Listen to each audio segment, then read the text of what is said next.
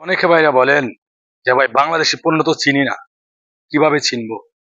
আমি আপনাদেরকে বলবো, যে দোকান আপনি আপনার পণ্যগুলা কিনতে যাবেন, সদাইগুলা, ওই দোকানদারকে বলবেন যে আমাদেরকে বা আমাকে বাংলাদেশি পণ্য দেন, ওই বিদেশি পণ্য দিয়েন না। দেশি পণ্য ব্যবহার করবেন, দেশকে এগিয়ে নিয়ে যাবেন।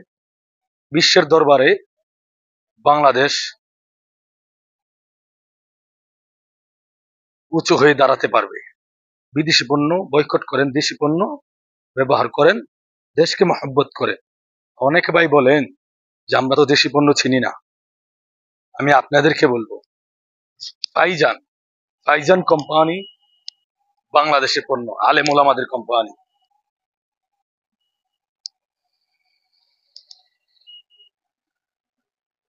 আপনি যদি চান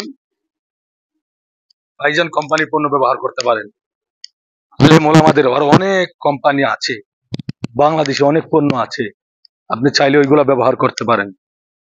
এগুলা ব্যবহার করতে চাইলে আপনি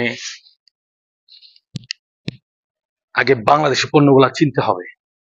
এর জন্য প্রত্যেকটা দোকানে যাবেন, গিয়ে দোকানদাররা বলবেন আমাকে বাংলাদেশি পণ্য দেন। দেখবেন প্রত্যেকটা দোকানদার আপনাকে দেখে দেখে বাংলাদেশি পণ্য দিবে। ইনশাআল্লাহ আমি বাংলাদেশি পণ্য ব্যবহার করতে চেষ্টা করি। আমি ফাইজান পণ্য ব্যবহার করেছি আলহামদুলিল্লাহ। হ্যাঁ, আপনারা যারা আছেন এখনো ফাইজান পণ্য ব্যবহার করেন নাই, ফাইজান পণ্য একবার ব্যবহার করে দেখবেন। আলেম ওলামাদের কোম্পানির পণ্য, বাংলাদেশি পণ্য, ফাইজান পণ্য, এটাই মানে ভালো, দামে সস্তা। যারা ব্যবহার করেছে তারা আবার নিয়ে ব্যবহার করতে আছে।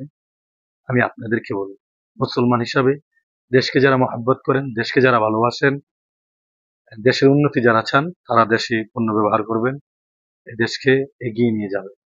কারণ দেশ যদি ভালো থাকে, দেশের মানুষ ভালো থাকবে। দেশের মানুষ যদি ভালো থাকে, দেশ সামনে এগিয়ে যাবে। এর জন্য বলতে চাই, আমি মুসলমান ভাই, আপনার বাংলাদেশের নাগরিক হিসাবে বলতে চাই, আমরা এই দেশে সবাই হিন্দু খ্রিস্টান বৌদ্ধ মিলেমিশে থাকি, এখানে কোনো ভেদাভেদ নাই। এর জন্য সবাই একসাথে আসেন, প্রতিজ্ঞা করি দেশকে মহব্বত করব, মুসলমানের পণ্য ব্যবহার করব, বিদেশি পণ্য ব্যবহার করবো না ইনশাআল্লাহ। সামনে এগিয়ে যাব। সবাই ভালো থাকবেন, আমার জন্য দোয়া করবেন। খাস করে যারা ভিডিওটি দেখবেন অবশ্যই শেয়ার করার চেষ্টা করবেন। ভালো থাকবেন, বিদায় নিচ্ছি। আল্লাহ হাফেজ। আসসালামু আলাইকুম ওয়া রাহমাতুল্লাহি ওয়া বারাকাতুহু ওয়া জান্নাতু ওয়া হায়াতু ওয়া মাগফিরাতু। দিন শেষে একটি কথাই বলবো, আমার সোনার বাংলা, আমি তোমায় ভালোবাসি। আমার দেশ, আমার জন্মভূমি, আমি তো অবশ্যই ভালোবাসবো, অবশ্যই ভালোবাসবো।